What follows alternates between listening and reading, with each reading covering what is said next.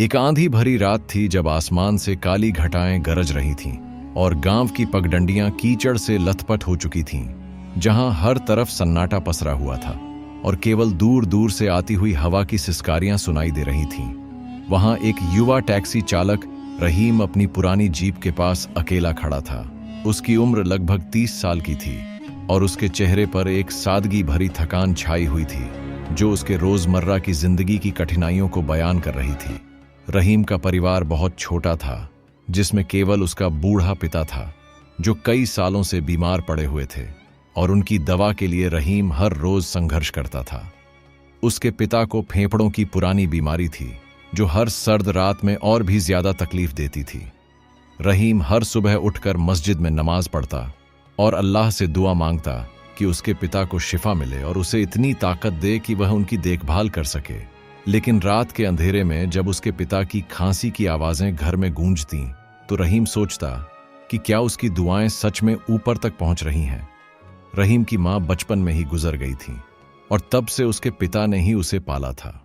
पिता उसके लिए सब कुछ थे और रहीम उनके लिए अपनी जवानी कुर्बान कर रहा था। वह गांव के बाहर की सड़कों पर जीप चलाता, यात्रियों को उनके गंतव्य तक पहुंचाता, कभी धूप में पसीना बहाता तो कभी बारिश में भीगता, लेकिन हर शाम घर लौटकर वह पिता के चेहरे पर मुस्कान देखकर संतोष कर लेता।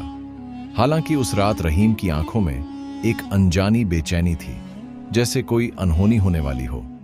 वह सोच रहा था कि क्या अल्लाह ने उसके लिए कोई खास योजना बनाई है, या यह बस एक और थकाऊ रात होगी जहां वह पिता की दवा के पैसे जोड़ने में खुद को घिसता रहेगा। रात के लगभग 12 बजे थे जब बारिश थोड़ी थम चुकी थी, लेकिन हवा में ठंडक इतनी थी कि हड्डियां चटक रही थीं।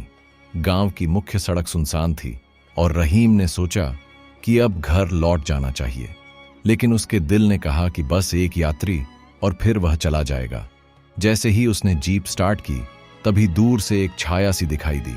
रहीम ने ध्यान से देखा तो वह एक महिला थी, जिसका चेहरा इतना सुंदर था कि जैसे कोई परी उतर आई हो। उसकी लंबी काली जुल्फें हवा में लहरा रही थीं और एक काला घूंघट उसके चेहरे को आधा ढक रहा था, लेकिन उसकी आंखों में एक गहरा रहस्य छिपा था, जो रहीम के दिल में एक साथ आकर्षण और डर पैदा कर रहा था। महिला ने धीरे से कहा कि भाई, मुझे एक दूर की जगह पर जाना है, क्या तुम मुझे ले चलोगे? उसकी आवाज इतनी मधुर थी कि जैसे कोई संगीत बज रहा हो, लेकिन उसमें एक खालीपन भी था जो रहीम को अजीब लगा। रहीम ने पूछा कि बहन, इतनी रात को कहां जाना है और वह भी अकेले?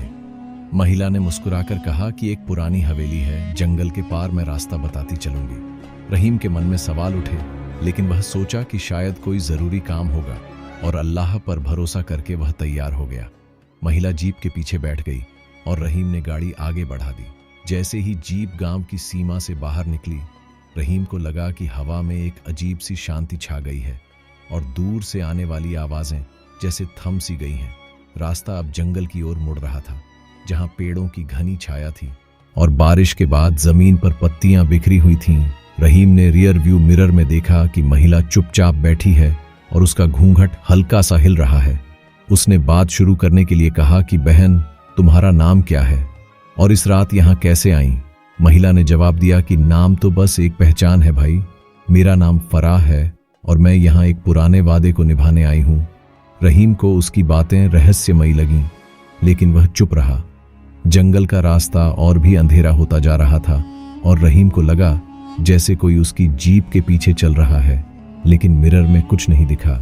तभी फराह ने कहा कि भाई, तुम्हारी जिंदगी में बहुत दुख है, ना तुम्हारे पिता की बीमारी और तुम्हारा अकेलापन। रहीम चौंक गया कि यह महिला उसके बारे में कैसे जानती है। उसने कभी किसी से अपनी तकलीफें नहीं बताई। उसने नजरें फेर ली, लेकिन उसका दिल अब डर से कांप रहा था। रास्ता अब एक छोटे से कस्बे की ओर मुड़ रहा था, जहां एक पुरानी चाय की दुकान थी। रहीम ने सोचा कि थोड़ा रुककर चाय पी लूं, शायद मन शांत हो जाए। उसने फराह से कहा कि बहन, 2 मिनट रुकता हूं, चाय ले लूं? फराह ने सहमति में सिर हिलाया, लेकिन उसकी आंखों में एक चमक थी जो रहीम को असहज कर रही थी। दुकान पर एक अधेड़ उम्र का आदमी बैठा था जो चाय बना रहा था। उसने रहीम से पूछा कि इतनी रात को कहां जा रहे हो बेटा? रहीम ने कहा कि एक यात्री को जंगल के पार छोड़ना है। आदमी के चेहरे पर डर दिखा और उसने धीरे से कहा कि बेटा, इस जंगल में बारिश की रातों में एक महिला दिखाई देती है जो लोगों को पुरानी हवेली की ओर ले जाती है और फिर कभी कोई वापस नहीं आता। रहीम का दिल धक से रह गया। क्या वह उसी महिला की बात कर रहा है? उसने और पूछना चाहा, लेकिन आदमी चुप हो गया, जैसे डर गया हो। रहीम वापस जीप पर आया, लेकिन अब उसका मन बहुत बेचैन था। फराह अभी भी बैठी थी और अपने घूंघट से खेल रही थी। उसने रहीम से कहा कि भाई, डरना मत, जो किस्मत में लिखा है वही होगा। अल्लाह सब देख रहा है। रहीम ने जीप स्टार्ट की, लेकिन उसके हाथ कांप रहे थे। रास्ता अब हवेली की ओर बढ़ रहा था, जो जंगल के बीच में खड़ी थी और सालों से खाली पड़ी थी। रहीम के मन में 3 साल पहले की एक घटना याद आई, जब वह एक बूढ़े आदमी को अपनी जीप में गांव के अस्पताल ले गया था। बूढ़ा बहुत बीमार था और कह रहा था कि उसका बेटा उसे छोड़ गया है। रहीम ने न केवल उसे अस्पताल पहुंचाया, बल्कि अपनी जेब से पैसे देकर उसका इलाज भी करवाया। लेकिन जब वह अगले दिन अस्पताल गया तो पता चला कि ऐसा कोई बूढ़ा वहां आया ही नहीं था।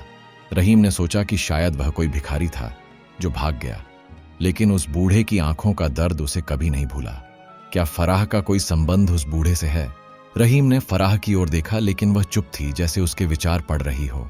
जीप अब हवेली के द्वार पर पहुंच गई थी, जहां बारिश फिर शुरू हो चुकी थी और बिजली की चमक में हवेली का रूप भयानक लग रहा था। फराह ने कहा कि भाई, यहीं रुक जाओ। रहीम ने जीप रोकी, लेकिन उसका दिल उसे वापस लौटने को कह रहा था। फराह उतरी और रहीम से कहा कि मेरे साथ आओ, तुम्हें कुछ दिखाना है। रहीम के पैर जैसे जम गए, लेकिन फराह की आवाज में जादू था और वह उसके पीछे चल पड़ा। हवेली के अंदर ठंडी हवा चल रही थी और दीवारों पर पुरानी पेंटिंग्स थीं जो धूल से ढकी हुई थीं। फराह एक बड़े हॉल में रुकी और उसने अपने घूंघट से एक छोटी सी अंगूठी निकाली जो चांदी की थी और उसमें एक पत्थर जड़ा हुआ था। उसने कहा कि भाई, यह तुम्हारे लिए है, इसे रख लो, यह तुम्हारी मदद करेगी। रहीम ने अंगूठी ली, लेकिन उसके मन में सवालों का सैलाब था कि यह अंगूठी किसकी है और इसमें क्या रहस्य है। तभी एक जोरदार बिजली कड़की और हॉल में रोशनी फैल गई। रहीम ने देखा कि फराह गायब हो चुकी थी, जैसे कभी थी ही नहीं। रहीम डर से कांप उठा और हवेली से बाहर भागा। जहां बारिश में भीगते हुए वह जीप तक पहुंचा, उसने अंगूठी देखी और उसमें एक छोटा सा नक्शा उकेरा हुआ था जो किसी जगह को दिखा रहा था। रहीम का दिल तेजी से धड़क रहा था कि यह क्या हो रहा है। वह जीप लेकर वापस गांव की ओर चला, लेकिन उसके मन में अब एक नई उम्मीद जाग रही थी। रास्ते में उसे लगा जैसे कोई उससे बात कर रहा हो कि रहीम, तेरी नेकी तुझे वापस मिलेगी, बस सब्र रख।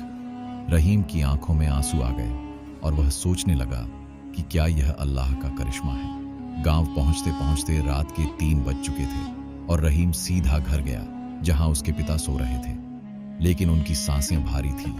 रहीम ने उनके पास बैठकर हाथ पकड़ा और कहा कि अब्बू, मैं आ गया, आप कैसे हैं? पिता ने आंखें खोलीं और कहा कि बेटा, तू इतनी देर कहाँ था? मुझे लगा तू किसी मुसीबत में है। रहीम ने कहा कि अब्बू, एक लंबी सवारी थी, लेकिन अब सब ठीक है। उसने पिता को दवा दी, लेकिन उसका मन अभी भी उस अंगूठी और फराह पर अटका था। क्या पिता को बताना चाहिए इस रात की कहानी? उस रात रहीम को नींद नहीं आई और वह सपने में देखता रहा कि वह उसी हवेली में है जहां रोशनी का समंदर बह रहा है और फराह बीच में खड़ी है। उसने कहा कि रहीम, तेरी मदद आएगी, लेकिन पहले अपने डर को जीतना होगा। रहीम ने पूछा कि तुम कौन हो और यह अंगूठी क्यों दी? फराह मुस्कुराई और रोशनी में विलीन हो गई। तभी रहीम को लगा जैसे कोई दुआ पढ़ रहा है कि या अल्लाह, इस बंदे पर रहम कर। उसकी नींद टूट गई और वह उठ बैठा। अंगूठी को सीने से लगाया और सोचा कि यह क्या संदेश है। अगली सुबह रहीम ने पिता के लिए नई दवा लाने का सोचा और घर से निकला तो उसकी नजर गांव के पुराने बरगद के पेड़ पर पड़ी, जहां एक काला घूंघट पड़ा था, बिल्कुल वैसा ही जैसा फराह ने पहना था। रहीम स्तब्ध रह गया और उसने घूंघट उठाया, जिसमें एक मीठी खुशबू थी, जैसे चमेली और अगरबत्ती का मिश्रण। वह घूंघट साथ रखकर आगे बढ़ा और उस दिन उसने कई यात्रियां लीं, जिससे अच्छी कमाई हुई और पिता के लिए महंगी दवा खरीद ली। घर लौटते वक्त वह अंगूठी और घूंघट को ताबीज की तरह रखे हुए था। शाम को पिता ने अंगूठी देखी और पूछा कि यह कहां से मिली बेटा? रहीम ने पूरी कहानी सुनाई, उस रात की सवारी, हवेली और सपने के बारे में। पिता की आंखें नम हो गईं और उन्होंने कहा कि बेटा, यह अल्लाह की मेहरबानी है, जो तूने उस बूढ़े की मदद की थी वह तुझे लौट रही है। रहीम का मन खुशी से भर गया और उसने सोचा कि क्या उसका एक छोटा सा अच्छा काम इतना बड़ा फल दे रहा है। कुछ दिनों बाद पिता की तबीयत में सुधार आने लगा। डॉक्टर ने कहा कि दवा असर कर रही है और वह जल्दी चलने फिरने लायक हो जाएंगे। रहीम ने मस्जिद में जाकर शुक्राना की नमाज पढ़ी और दुआ की कि या अल्लाह, तेरा शुक्रिया, तूने अपने बंदे को नहीं छोड़ा। लेकिन उसके मन में फराह अब भी थी कि वह कौन थी। क्या कोई मल्लिका या रूह जो अल्लाह ने भेजी थी? उसने अंगूठी और घूंघट को एक डिब्बे में संभाल कर रखा, जैसे वे उसके जीवन का हिस्सा हों। एक शाम जब रहीम अपनी जीप में यात्री तलाश रहा था तो उसकी नज़र गांव के बाहर एक पुराने क्लिनिक पर पड़ी, जहां उसने उस बूढ़े को छोड़ा था। उसने सोचा कि शायद वहां कुछ पता चले। क्लिनिक के पुराने रिकॉर्ड देखने पर एक नर्स ने बताया कि 3 साल पहले एक बूढ़ा और उसकी बहू का हादसा हुआ था। बूढ़ा तो क्लिनिक में ही चल बसा, लेकिन बहू का कोई अता पता नहीं चला। नर्स ने कहा कि लोग कहते हैं कि उस बहू की आत्मा अब भी जंगल में भटकती है, अपने ससुर की याद में दुआ करती है। रहीम का दिल तेज धड़का कि क्या फराह वही बहू थी। घर लौटकर उसने अंगूठी और घूंघट निकाला और उनके लिए दुआ पढ़ी कि अगर तुम रूह हो तो अल्लाह तुम्हें जन्नत दे, और अगर फरिश्ता तो शुक्रिया। उसके मन में शांति थी और उसने तय किया कि अब वह अपनी जिंदगी और अच्छे से जिएगा, पिता के लिए, ईमान के लिए और फराह के लिए, जिसने उसके दिल को रोशनी दी। उस रात रहीम ने जीप की लाइट जलाई और गांव की सड़कों पर निकल पड़ा। उसके चेहरे पर मुस्कान थी और दिल में नई उमंग। लेकिन तभी दूर से एक छाया दिखी और रहीम ने सोचा कि क्या फिर वही है। वह जीप रोककर बोला कि बहन, तुम। रहीम ने जीप रोकी और छाया की ओर देखा, लेकिन वहां कोई नहीं था। केवल हवा में एक हल्की सी खुशबू थी, जैसे फराह का आखिरी संदेश।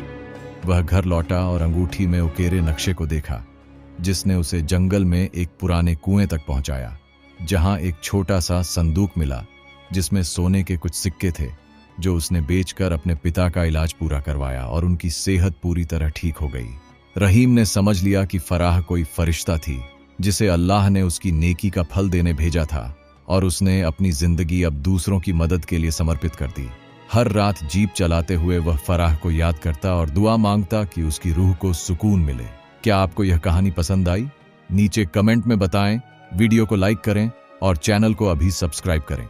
आप जो भी कमेंट करेंगे उसका जवाब जरूर मिलेगा।